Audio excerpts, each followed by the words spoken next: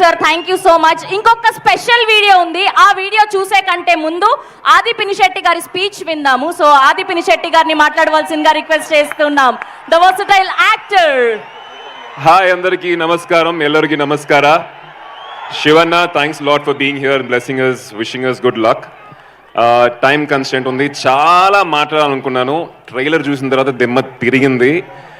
So ఈ experience నాకు బోయపాటి గారితో సరైనడు సినిమా పనిచేశాను, దాని తర్వాత ఇప్పుడు మళ్ళీ ఈ సినిమాలో అవకాశం ఇచ్చారు, చాలా థ్యాంక్స్ సార్.